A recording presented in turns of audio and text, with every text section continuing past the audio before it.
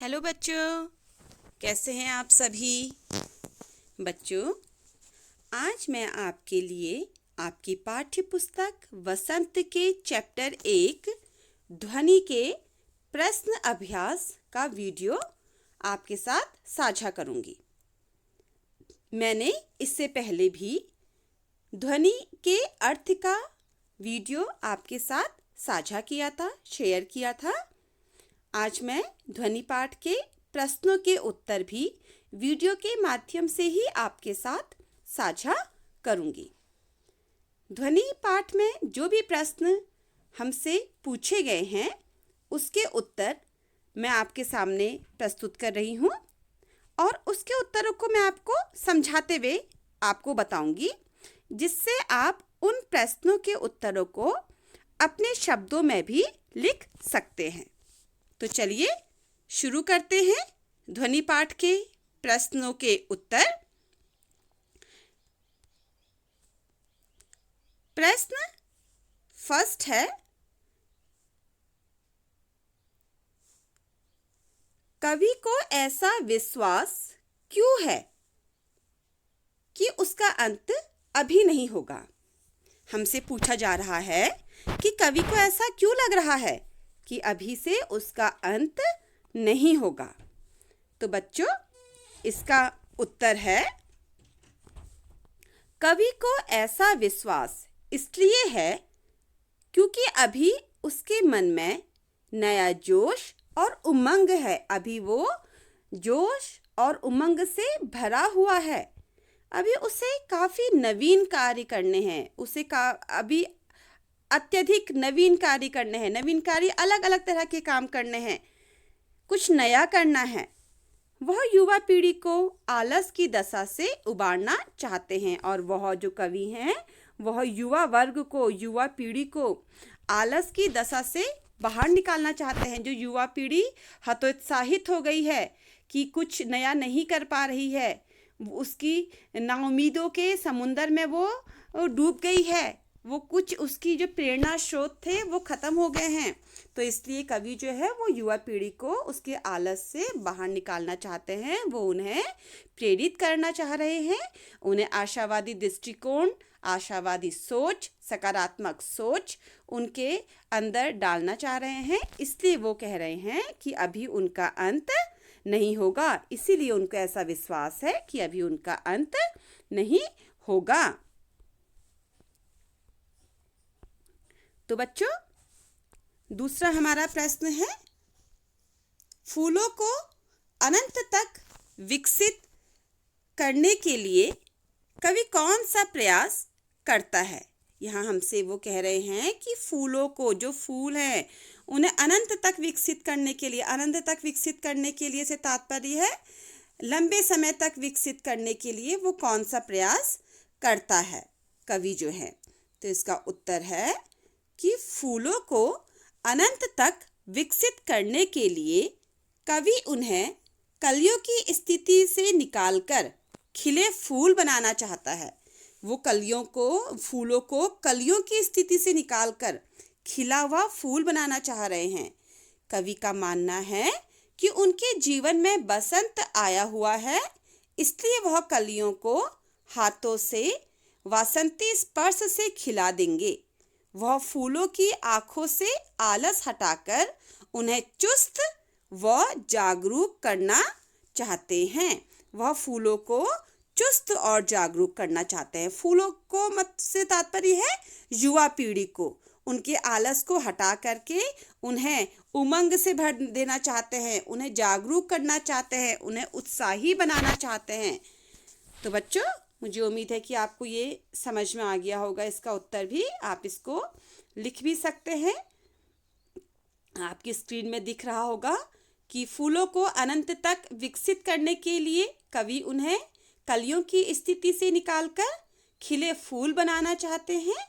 कवि का मानना है कि उनके जीवन में वसंत आया हुआ है, इसलिए वह कलियों को हाथों से वासंती स्पर्श से खिला देंगे। वह फूलों की आंखों से आलस हटाकर उन्हें चुस्त व जागरूक करना चाहते हैं। बच्चों, यहाँ जो कलियां हैं, कलियों से तात्पर्य युवा पीढ़ी से है। कवि का तात्पर्य युवा पीढ़ी से है। तो बच्चों अब नेक्स्ट प्रश्न की तरफ बढ़ते हैं। अगला प्रश्न है प्रश्न संख्या 3। कवि पुष्पों की तंद्रा और आलस दूर हटाने के लिए क्या करना चाहते हैं? वो क्या करने की सोच रहे हैं जिससे पुष्पों की तंद्रा और आलस दूर हट जाए? तो इसका उत्तर है कि कवि पुष्पों की तंद्रा और आलस दूर हटाने के लिए उन पर अपने हाथ फेरकर उन्हें जगाना चाहते हैं। बच्चों, हाथ फेरने से मतलब है कि अपनी सकारात्मक सोच, अपनी आशावादी दृष्टिकोण से उन्हें जगाना चाह रहे हैं। वह उनको चुस्त, प्राणवान, आभावान व पुष्पित करना चाहते हैं। चुस्त मतलब फुर्तीला बनाना चाहते हैं। उनमें जो वो नीरस हो गए हैं, निर्जीव जैसे हो गए हैं, तो उनमें सजीवता लाना चाह रहे हैं, उन्हें प्राणवान बनाना चाह रहे हैं। आभावान, एक नई आभा, एक नई उमंग का उनके अंदर संचार करना चाह रहे हैं। पुष्पित मतलब उन्हें उनके युवावस्था को पूर्ण रूप से खिलाना चाह रहे हैं। अतः कवि नींद में पड़े युवकों को प्रेरित करके उनमें नए उत्कर्ष के स्वप्न जगह देंगे। अतः कवि नींद में पड़े युवकों को प्रेरित करके उनमें नए उत्कर्ष के स्वप्न जगा देंगे, उनका आलस दूर भगा देंगे तथा उनमें नए उत्साह का संचार करना चाहते हैं। वह नए स्वप्न उन्हें दिखाना चाहते हैं, नए उनके जीवन में नए स्वप्न के लिए जगह बनाना चाहते हैं, उनका आलस दूर भगा देना चाहते हैं और उनमें नए उत्साह का, उमंग का संचार करना चाहते हैं। तो बच्चों, कवि जो है वो इसी माध्यमों के द्वारा युवा पीढ़ी को जागरूक करके आशावादी बनाना चाहते हैं। तो बच्चों, आपने इसका उत्तर लिख लिया होगा। एक बार और पढ़ देती हूँ। कवि पुष्पों की तंद्रा और आलस दूर हटाने के लिए उन पर अपना हाथ फेरकर उन्हें जगाना चाहते हैं। वह उनको चुस्त, प्राणवान, आभावान व पुष्पित करना चाहते हैं। अतः कवि नींद में पड़े युवकों को प्रेरित करके उनमें नए उत्कर्ष के स्वप्न जगह देना चाहते हैं, उनका आलस्य दूर भगा देना तथा उनमें नए उत्साह का संचार करना चाहते हैं।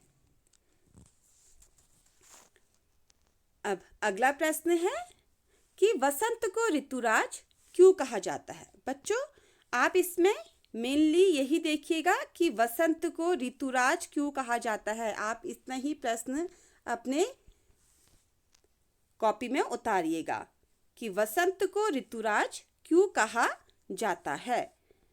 तो इसका उत्तर है वसंत को ऋतुराज कहा जाता है। वसंत को ऋतुराज कहा जाता है क्योंकि वह सभी ऋतुओं का राजा है। इस ऋतु में प्रकृति पूरे यौवन में होती है। इस ऋतु के आने पर सर्दी कम हो जाती है, मौसम सुहावना हो जाता है। इस समय पंचतत्व अपना प्रकोप छोड़कर सुहावने रूप में प्रकट होते हैं। पंचतत्व जल, वायु, धरती, आकाश और अग्नि सभी अपना मोहक रूप दिखाते हैं। पेड़ों में नए पत्ते आने लगते हैं, आम बोरों से लद जाते हैं और खेत सरसों के फूलों से भरे पीले दिखाई देते हैं। सरसों के पीले फूल ऋतुराज के आगमन की घोषणा करते हैं। खेतों में फूली हुई सरसों पवन के झोंकों से हिलती ऐसी दिखाई देती है मानो सामने सोने का सागर लहरा रहा हो। कोयल पंचम स्वर में गाती है और सभी को कुहू कुहू की आवाज से मंत्रमुग्ध करती है। इस ऋतु में उसकी छटा देखते ही बनती है। इस ऋतु में कई प्रमुख त्योहार मनाए जाते हैं, जैसे वसंत पंचमी, महाशिवरात्रि, होली आदि। तो बच्चों, अब मैं इसको एक बार आपको समझा देती हूँ कि वसंत को ऋतुराज क्यों कहा जाता है। जो वसंत का महीना है वो ऋतुओं का राजा कहा जाता है। इसका कारण है कि जब शीत ऋतु के बाद पतझड़ का मौसम आ जाता है और सारे पत्ते पेड़ों से झड़ जाते हैं, तो प्रकृति थोड़ी नीरस जैसी लगने लगती है। ठंड बहुत ज़्यादा होती है, लोग घर से बाहर निकलना पसंद नहीं करते। उसके बाद जब वसंत का महीना आता है तो सूखी हुई पेड़ों की डालियों में हरे हरे पत्ते, कलियां खिलने लगती हैं, जिससे जो मौसम उस समय बहुत ही सुहावना हो जाता है। ना बहुत गर्मी और न ही बहुत ही ठंड। जो पंच तत्व हैं, पांच तत्व कौन से हैं बच्चों? आप सबको पता है कि पांच तत्व कौन से हैं? जल, वायु, धरती, आकाश और अग्नि। ये सब के सब जो हैं वो अपने मोहक रूप में होते हैं। ये सभी अति सुंदर रूप में होते हैं। उस समय आम की पेड़ों में बौरे जो आम की जो बौरे लटकती हैं, जिसमें आम आते हैं बाद में, वो आम जो होता है अपने बौरों से लदा रहता है। और जो खेत होते हैं उसमें पीली पीली सरसों जो होती है वो सभी को आकर्षित करती है। ऐसा लगता है मानो कि हमारे सामने सोने का सागर लहरा रहा है। सोना भी पीला होता है और सरसों भी पीली होती है, इसलिए पीली सरसों को सोने का सागर कहा है। और जो कोयल होती है, जब सुहावना मौसम होता है तो जो कोयल होती है वो भी अपनी मीठी आवाज़ में कुहू कुहू का करके गाती रहती है। जो कोयल की आवाज़ है वो मंत्र मुग्ध कर देने वाली होती है, इसलिए कोयल भी मीठी आवाज़ में कुहू कुहू गाती है। तो इस समय जो प्रकृति है उसकी सुंदरता जो है वो देखने लायक होती है। प्रकृति पूरी मनोहारी, बहुत ही सुंदर लग रही होती है। तो प्रकृति की शोभा जो है वो देखने लायक होती है। और इस समय कई ऐसे त्योहार आते हैं जो हमें बहुत पसंद होते हैं बच्चों, जैसे वसंत पंचमी का त्योहार, महाशिवरात्रि और होली का त्योहार। तो इसलिए वसंत के महीने को ऋतुराज कहा जाता है। बच्चों, इसका आंसर मैंने आपको ये बता दिया है। आप इसको अपने शब्दों में लिखिएगा, वो आपके लिए ज़्यादा अच्छा है। इससे आपका लेखन कौशल में भी सुधार आएगा। तो बच्चों, इसके बाद हमारा नेक्स्ट क्वेश्चन है कि वसंत ऋतु में आने वाले त्योहारों के विषय में जानकारी एकत्र कीजिए। अब मैंने आपको बता दिया है कि वसंत ऋतु में कौन कौन से त्योहार आते हैं। ये तो मैंने आपकी समस्या का समाधान कर दिया। कौन कौन से त्योहार बताए बच्चों मैंने आपको? हाँ, एक बताया वसंत पंचमी, दूसरा महाशिवरात्रि और तीसरा होली। तो अभी त्योहारों के नाम मैंने आपको बता दिए। अब आपका काम है कि आप तीनों में से किसी भी एक त्योहार के बारे में जो आपको सबसे ज़्यादा अच्छा लगता है उस त्योहार पर निबंध लिखिए। या आप वसंत पंचमी पर निबंध लिखिए, या आप महाशिवरात्रि पर निबंध लिखिए, या आप होली पर निबंध लिखिए, या अनुच्छेद लिख लीजिए। जो आपको पसंद है आप वो करिए, पर लिखिएगा जरूर। इससे आपकी जो अभिव्यक्ति क्षमता है वो भी सुदृढ़ होगी, उसमें भी विकास होगा और आपका लेखन कौशल में भी विकास होगा। अगर आपको लगता है कि आप नहीं लिख पाएंगे तो एक बार आपके पास आपकी हिंदी व्याकरण की किताब होगी, उसमें पढ़ लीजिएगा, समझते हुए पढ़िएगा और उसके बाद उसको अपने शब्दों में अभिव्यक्त करिएगा। तो बच्चों, मुझे लगता है कि आपको ये प्रश्नों के उत्तर समझ में आ गए होंगे। आप इसी वीडियो के माध्यम से प्रश्नों के उत्तर करिएगा और कोशिश करिएगा कि एक बार समझते हुए पढ़ ले, उसके बाद अपने शब्दों में उसको अभिव्यक्त करें। तो धन्यवाद बच्चों। अगर आपको ये वीडियो पसंद आया तो सब्सक्राइब कीजिए मेरा चैनल, वीडियो को लाइक कीजिए, कमेंट्स कीजिए और प्लीज़ शेयर ज़रूर कीजिए, क्योंकि जब आप शेयर करेंगे अपने क्लास के जैसे ही दूसरे स्कूल के बच्चों के साथ भी, तो और बच्चों को भी इस वीडियो का लाभ मिलेगा, वो भी लाभान्वित हो पाएंगे। धन्यवाद बच्चों।